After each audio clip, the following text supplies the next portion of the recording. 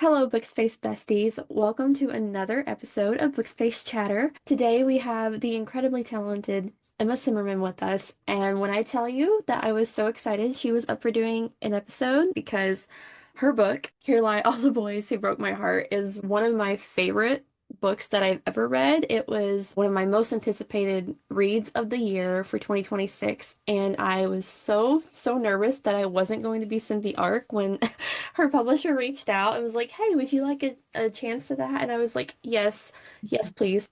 So my begging paid off, and she's here with us today. For our listeners who have not read this book yet, do you want to explain a little bit about what they can expect going in? Yes, of course. Okay, so here lie all the boys who broke my heart. You can expect a messy main character and a wild ride. The book is about a college senior named Sloane, and she writes fake eulogies for her exes in her journal. But then the exes start dying in real life, making her the prime suspect. And then throughout the book, she teams up with someone in her friend group, Asher, that she doesn't like he's her least favorite person in the friend group. And they try to figure out who is killing all the guys in her journal before they get to the end. Okay, if that does not set up like the perfect read, I don't know what does. And I gotta say, this is one of the most unique plots I've ever seen in a book. And so I can't believe you just had this in your head because that's amazing. And I'm so happy you shared it with us. I know there's like a lot of genres out there and all types of books. What made you think, okay, I want to write a thriller and I want it to be the coolest thing ever? I mean, who would even think to do fake eulogies? That's just so clever. Oh my God, thank you. What made me want to do thriller? I really love the genre. Um, I love reading a book and trying to figure out who did it and being surprised. I love not seeing something coming. And I guess I kind of wanted to see if I could do that, write something that had people guessing until the end. And I hope I did. I've only had a handful of people reach out and say that they had a hunch as to who it was, but you're not certain until the very end. So I hope I kept like majority of people guessing. Oh my God. Well, from personal experience reading this book, I remember when I finished it because I finished it in I think it was my last book of 2025. I finished it in December. When I got to the end, my mouth was on the floor. Like I don't want to spoil anything, but you did take me by surprise big time. Sometimes when I'm reading thrillers, they're like usually my go-to genre. Like I love romances, but like if it's romance and thriller, that's like my main things. And so Mhm. when I can get sucked in and totally blindsided, it's the best thing ever. So, Good. Okay, I'm glad I could do that for you. yeah, m mission accomplished. So, inspiration for this story. What made you think about doing it like this and doing the eulogies and wanting it to be a college experience setting? hmm This I feel like is my top question from and everybody. Um, I think it was just, like college experiences overall that inspired it, but not just mine, but like the college experience as a whole, like everyone's experience. Or not everyone, but a lot of people that I know. And I just wanted it to kind of be relatable in the way that someone would see someone in the book, whether it was like the friend group or the exes or even the main character, and be like, oh, like I knew someone like that, or that sounds like something that happened to me, or my friend group was just like that. So I wanted it to kind of be relatable in that way. Um, I think everyone always assumes it's like, oh my gosh, this must have all happened to her. And I'm like, no, no, no, like nobody died. It's just, like overall college experience. And the eulogies were kind of just like a clever way to tie in her being the prime suspect because I mean, I know some people like have a journal. Like I had a Yeah. journal in college. I've long since tossed that in the trash because it's so cringe to like read through it. But I was like, okay, what if you're like writing in a journal about your exes, but like you're actually writing eulogies? So that's kind of like where that came from. Oh my gosh, I literally love that, and I think it's, you know, I don't know if anybody like has ever thought to do that before, but I think we all have kept a journal and kind of like you, I have kept mine, but I get like secondhand embarrassment going back and reading it. Yeah. And Yeah. yeah, Same. and I'm like, let's just keep that locked away in file 13. Oh my gosh. Uh, Yeah. yeah, so I think we all can kind of relate to like that aspect of it, and I love the the friend group because it brought so many different dynamics to the story, and there was just like so many different directions that you didn't know what to expect. Because, like I said, I was completely on the edge of my seat, and I could not read the book fast enough. So I loved having like all the different little, outlets of like you had the friend group, you had the kind of hate to love going on. She's trying to figure out what's actually happening, needs to clear her name, and it's just like there's so much going on that I was just eating it all up. Yeah. Yep. And Sloane is just like trying to figure out life when she ends up having to deal with all this. What is one of your favorite things that you love about this character? Because she really is going through it in this book. Yeah, she is. I would say that she feels so deeply, even when she's too intoxicated to know it half the time. Um, I think she does have a big heart and she puts it all out there, which is how she ended up with all of this heartbreak in her life. Yeah. Um, like clearly she keeps trying even though she's been screwed over time and time again. So even though she makes a lot of mistakes throughout the book, I think that's probably one of my favorite things about her. I love that because it is so true. And I mean, I think, maybe not everybody can relate to that extent to her. Mhm. But I think it is important to see that she is still trying. She is still putting herself out there. She's still trying to live her life, enjoy her friends, and, then she gets kind of thrown into a whirlwind. Right. So, Yep. yeah, she's really got like an uphill battle, and it does make you see that, she does enjoy her life and she does care a lot and is dealing with all of this. And so I don't know, I love getting to know her character and see what all she had going on in her life. I mean, she's trying. She's trying her best out here. Ain't I'm that gonna kind of the point of everything? I think we're all right. doing that. Right. She's just doing her best. She's just a girl, Yeah, exactly. Just a girl. So, where did the inspiration come for the title of this book? Because I think it was so great. The title. I think I can't remember if I called it anything else before I settled on that title. Like I feel like that was the one thing that I thought of and I was like, actually, yeah, like this is great. It's perfect. I worried that it was like too wordy and like too long to be picked up with that title. But I mean, Jenny Han has what is hers? Like To All the Boys I've Loved Before. So it's kind of like similar. Literally. Um, yeah. So I don't know. I think it just kind of like spawned in my brain. And I was like, yep, that's it. That'll do. Just kind of kismet. Yeah. Between that and like just the detail on the cover, I am just obsessed with this, and I literally have it displayed on my thriller shelf. So No, it's perfect. yeah, I love it. So when you were writing the story, did you like know what tropes you wanted to include into this thriller, or like what are some of your favorites to incorporate into what you write? Um, I knew I wanted enemies to lovers because I love enemies to lovers all day. Oh I'm yeah, eating it up. I love it. Um, so I knew I wanted that in there. I just love like banter between love interests. It's my favorite thing. Um, and like having all that tension like beneath it. If it were up to me, honestly, with enemies to lovers, like becoming lovers wouldn't even happen until like the last second. yeah. That's I love it. And I would say other tropes, like I love a morally gray love interest. I Yep. like grumpy sunshine. I mean, these are mostly like romance tropes, but I guess like morally gray could also be kind of in a thriller. Oh yeah, I don't totally. know what these all say about me and why I like all of that so much, but it is what it is. Exactly. It is what it is. And I love that you said if it was up to you, you would like it'd be last page Mhm. until you see anything. And I think that just kind of, it makes sense because my favorite thing, like I love insta love, don't get me wrong, but I love a slow burn.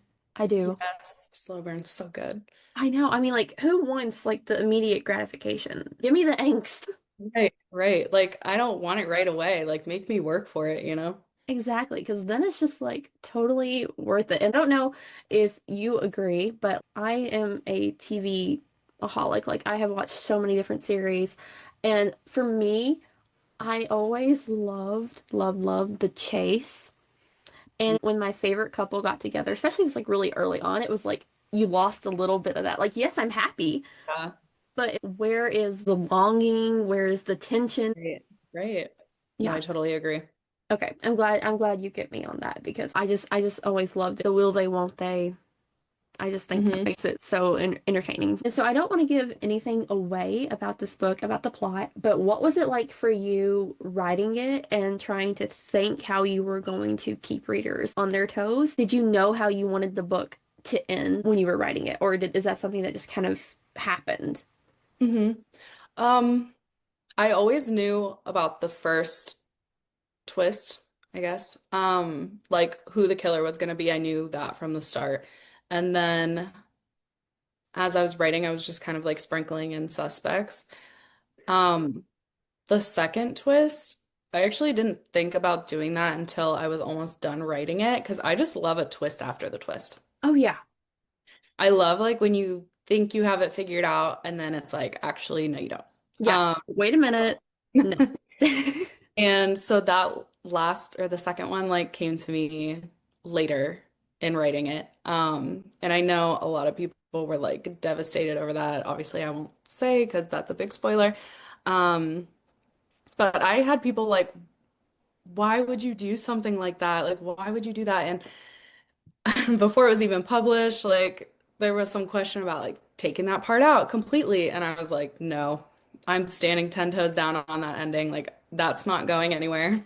It's staying. Sorry. Oh my gosh. Okay, so that's what was going on behind the scenes. Okay, people were trying to like, are you sure? Do you not need to be persuaded in the opposite direction of where you want to take this? And you're like, no. Right. Yeah. And like the book actually, like when I first wrote it, it ended with Sloane's chapter. Like Asher's chapter was an afterthought that, like my team kind of was like, we should add that. So, oh, I can't say that without a spoiler. But they were like, we should add something so that it doesn't end like that, Right. you know? So I was like, okay, fine. Okay, well, I think it's sort of like all of it tied it up in like the perfect bow because like you said, the second twist, I won't say what it is, but that is what took me out. I mean, the first one got me, but yet, like you said, I love when you think that, oh, it's over, we know what's happening. Wait a second, double take. There's more to this story happening. So. Yeah. Yeah. Yeah, that's definitely one of my favorite things. And like I said, thrillers have become just like a staple for me because that would always be my recommendation as well for someone like who hasn't read a book or hasn't tried reading. I would be like, yes, romance is amazing. I love it. It's my favorite. But you need to read a thriller because I feel like that will just be what invests you very quickly. Yeah. I think it also, you're doing like a little bit more thinking. So Yeah, I feel like depending on what kind of read, like if you're just looking to like mindlessly just read and not have to like be stressed out, yeah, it's totally a different vibe. Not saying that like anything else, I feel like I just worded that wrong. Like I'm not saying it's a mindless read to read romance because I love romance. Like it's nice to just read a romance and you have like a nice buttoned up happy ending and you're just not stressed out the entire time you're reading. Like right. I feel like a thriller, you're like thinking because you're like, okay, can I figure this out? Like, do I know who it is? Mhm. Because there's also kind of like a satisfaction in reading a thriller and like figuring out who it is before the book is over. Oh, But yeah. also, like I said earlier, I like to be surprised. So I'm like, I would rather be totally blindsided. Yeah, I think that's my preference too, but yet the whole time I think you're subconsciously trying to see what's happening and trying to think and figure it out. Be like, okay, is this the direction we're heading? And then you still end up just getting totally knocked off your feet. Right. Right. So, what are actually some of your favorite thriller authors or thriller reads? Mm. Um, well, I always talk about Gone Girl. I love Gone Girl. But recently I've been into, and I don't know if I'm butchering his last name, but Riley Sager. I don't know how Yep. to pronounce it. But Yep. oh my God, like I think his book Last One Left. I should have like double checked the title before I started talking about this, but that one really got me. That was a good like twist after the twist where I was like, wow. And it was like kind of creepy too. Like I also love that creepy element to it where Yeah. I was like, I'm afraid to shut the lights off. Even though it Yes. wasn't even that scary. I'm just like a big baby. But yes, that one and oh my God, is it House Across the Lake or something like that? Yes. Wow. Worst ever for not like double checking before talking about these. But yeah, I've been into him lately. I like his books. Okay, that was like a great answer because I have his books on my shelf and I think it's The Locked Door was the very first one that I found of his and I got it and then I have House Across the Lake and but I have not read the other one you mentioned. So, Oh my gosh, that one is so good. I'm recommending it. You have to read it.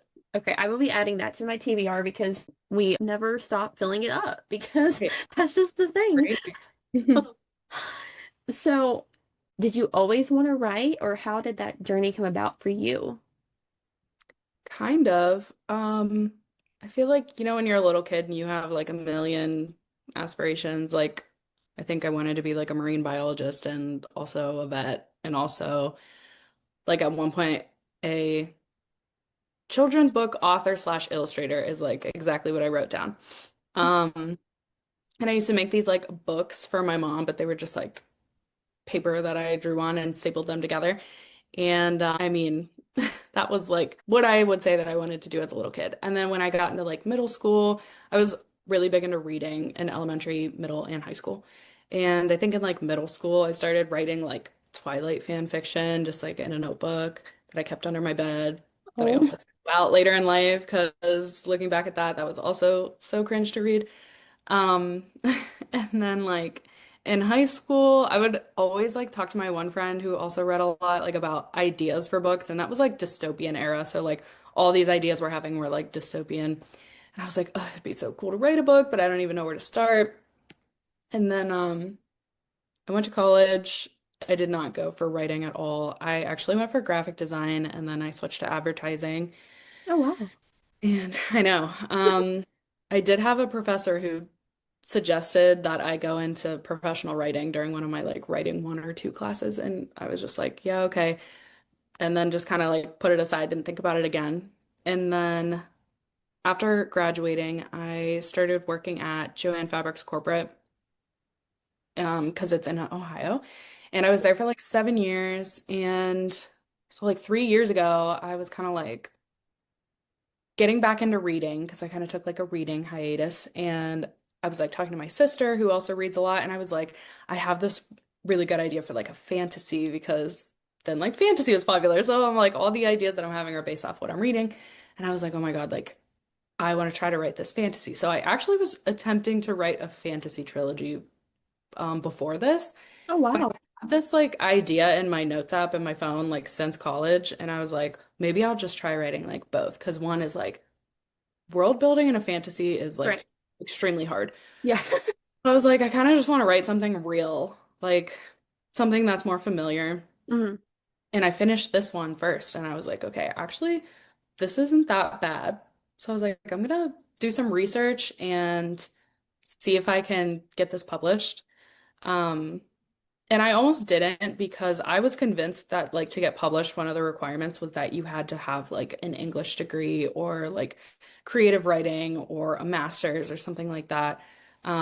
So I almost like didn't do anything about it. But then I talked to another author and she was like, no, like I don't have a creative writing degree. And she was on the New York Times bestseller list. So I was like, okay, I'm gonna just try it and see what happens. Yeah, And that here was enough. That was the push she needed then. Okay, yeah. Hey, this is actually doable. yeah, I was like, maybe it's not as crazy of a goal as I think it is. No, oh my gosh. And I think this was the perfect book to start with. I mean, yes, we still need a trilogy fantasy from you, please. Really, really, please. We'll see. Or hey, at least keep this going because, Yeah, I we need think it. yeah, I think the thriller might be my genre for now. Maybe one day that'll be revived. Hey, that's the magical thing about writing. There is so many things that you can do, Mm, and you can stick to like, hey, I might do this 5 years from now, so. right, right. And I love hearing the origin story of how you went through like so many different phases and then landed on writing and I love that you said that because when I graduated high school, I was pretty sure I was going to be a marine biologist. Mm. And I don't hear enough people talk about that and like have that career in mind. And so, maybe you had thought about that when you were younger, but I was like, that actually was going to be the plan until I started working in publishing, with authors and becoming a podcast host. So that was where I was going to be headed. So Yeah, it's crazy how things change. You just never end up where you think you're going to. no, I think that's like the best thing because life surprises you. And now here we are, and you wrote an incredible thriller. Maybe not exactly where you imagined you would be writing at. Right. And you started with maybe I'll do a fantasy. So yeah, I think life surprises us in the best ways. And I know we are trying to keep everything spoiler free, but do you have a favorite scene or quote that you want to share with listeners that won't give too much away? Hmm. I just really love every Sloane and Asher scene. It's so hard to pick one. I was trying to think of one and I'm like, I would settle on one and then I'd be like, actually, no, wait, it's this one. Or maybe it was this one. But all of them are so good. Like I just can't pick one. Um, as far as quotes, I feel like the end of the prologue I really enjoy too. Um, which let me see. I just have my books scattered all over the place. That's like the best thing about being an author. Just when she says like it's my closure and my therapy because if you break my heart, then you're dead to me fictionally. So imagine my surprise when all the boys who broke my heart started dying literally. Because I just feel like that's such a good like opener. It is. Oh my God, that's like the perfect hook. Yeah. Like if I read that, I'd be like, okay, I'm in. I'm in. Yeah, definitely. That would keep anybody like invested. Need to know what's happening. I love that you mentioned the scenes between Sloane and Asher because I love the dynamic between the two Mhm. because you have like this, I don't know, dislike to lust, hate to love, like I don't know what it is, but like just the vibes between them was chef's kiss. I loved it. They were so fun to write, honestly. I feel like I was just sitting there like kicking my feet, giggling, like writing banters, like they're real people, but it was just me like having banter with myself, I guess. Um, but I really like I've had a couple people be like, "Oh my God, like Asher is so like Damon Salvatore," and I'm like, "Yes, that is exactly like a mix of like Damon Salvatore and Draco Malfoy were like that's who was in my brain when I was writing these down, and he just ended up being so perfect. Um, I just love the two of them and their sexy little hate exchanges. Okay, I love that. That's like the best compliment to get about one of your main characters that your MMC is giving Damon Salvatore. Oh my God. As a Yeah. Damon loving girly, I actually met him for my 16th birthday. Oh my God.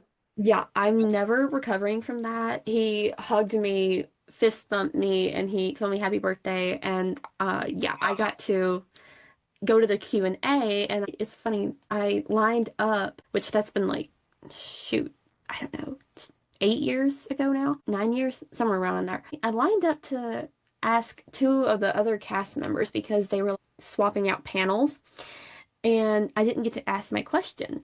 Well, Mhm. little did I know they wouldn't have us move, and we had to stand there. And next thing I know, Ian and Paul come out on stage. Oh my God. Yeah, and I got to literally ask them a question. And I had Amazing. this Starbucks phone case, and it was in my hand. And I remember Paul was like, "Is your phone a Starbucks case?" And I'm like, Yes, yes, it is in front of like hundreds and hundreds of people. And I'm just like, this was the weirdest thing ever. Oh, I'm so jealous. I'm actually going. This is off topic, and I'm sorry. You're, Um, we my love sister's like, bachelorette is this weekend, and it's in Charleston, but we're driving down there so that we can stop in Covington and go to the Mystic Grill. In our Airbnb, like, this is crazy. We're staying in Caroline's house. you're not. Yeah, we are. I'm so excited. My youngest sister, she loves them, and she's like, "What if they're there?" And I'm like, "They don't just like hang out there. Like they live probably in LA or wherever, but we're so excited to go." Oh my gosh, you're gonna have to like DM me or email me or something and let me know what you think Yeah. because I went with my mom for my graduation trip and we ate at the Mystic Grill. Sadly, Damon and Stefan, like the main characters, weren't there, but Mhm. they were actually filming Legacies while we were there. Oh my God, that's so cool. Yeah, thank you. And so I definitely would love to hear like your thoughts, everything that you enjoy. Did you watch the originals too? Hmm. Okay, I highly recommend going to Conyers as well. It's like 5 or 10 minutes away from Covington. Hmm. And we did that the very next morning on our way home because I live in Okay. Kentucky, like right next to you. So it was like a very quick road trip. So we just like Yeah. stayed one night and but yeah, so I highly recommend checking out Conyers too because they Right. have like a bunch of the originals and everything up there. It's so cool. Oh my God, cool. Okay, yeah, we'll do that. Okay, perfect. So yeah, that is an amazing thing to have your main characters compared to characters that you already love. That was a highlight for sure. Yeah. Speaking of these TV shows and everything, if you could star in any crime or thriller movie series, what would you pick? And would you love to see your book possibly turned into something in the future? Yes, this is a good question. If I could pick one, it would either have to be like Pretty Little Liars. Um, probably Aria Oh, for perfect. Yeah. or honestly maybe even Mona because I think it would be so cool to be A. So sorry to anyone who hasn't watched it and I just gave that away. Um, I think we all know at this point. right. I mean like that was so long ago. Yeah. Or I was also thinking like you, but as Love Quinn, because I just love how she like matched Joe's freak in that one scene where they were like burying a body together in the rain, and he said something like, if he's not into her, she'll keep killing people, and she says something back like, if I'm not enough for you, you'll kill me. That scene just like lives rent free in my brain. I loved it. Okay, And that's perfect. yes, I would love to see Here Live be adapted into something. I think it would be I feel so like cool and like it's like nothing else on TV right now. right. I think yeah, I think it would make a good TV show more Yeah. than a movie. Mhm. So we'll see. I'm thinking like maybe a limited series, like kind of like Yeah, 56 Days. Did you watch that by chance? not yet, but Oh it my sounds gosh. You need to. You need to. okay. All I right. won't say more, but you need to. I'll take that recommendation. Yeah. So, yeah, I think definitely it would work really nicely because you would get to really flesh it out more than a movie, Yeah. in my opinion. Yeah. So, And honestly, it's kind of like already built to be one. yeah, Like exactly. I kind of thought about it while I was writing it, like, like each boy would be like an episode. I don't know. I know. I think the wheels were turning for you very early on with Yeah, this. they were. So I don't know. We'll see. We'll see what happens. What do you think will be one of readers' favorite things about this book after they read it? Um, I think that it's a cross genre, um, because that's kind of different. I feel like they're not super common right now. Mhm. And you kind of get your like thriller, mystery, and your romance like all in one. Oh, yeah. Which is interesting. And honestly, it's like funny because every time I go look for it in a bookstore, it's in the romance section, even though there's like blood splattered all over the cover and it gives thriller vibes. Like, I don't know, it just makes me laugh that I'm like, oh, like this is actually categorized as a romance, but really like it's a thriller first in my mind. Yeah. Um, so that's interesting. I just wonder if like people who pick it up out of the romance section are like, oh, actually, this is a murder mystery, or like people who buy it because they think it's a murder mystery is like, oh, actually, this is also a romance. So Yeah. I hope. I mean, I think that's what people will like about it. For sure. And I love when you don't have just one thing going and you have a mix of that. And then especially when you get a romance and a thriller in the same kind of Hmm. package because like you said, that don't happen a whole lot. So a really nice breath of fresh air for readers. And come to think of it, I think I've seen it in the romance at my Barnes. And I'm like, Yeah, Barnes& and Noble has it with the romance books, and I'm like, okay, nice. Yeah. great. Yeah. Then for the people that like to pick up books and go in blind and not read the synopsis on the back. So that would definitely take them by surprise.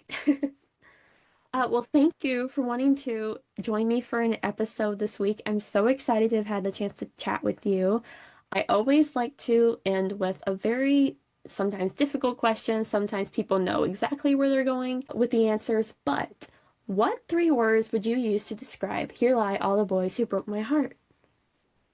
I would say um love, lies, and revenge.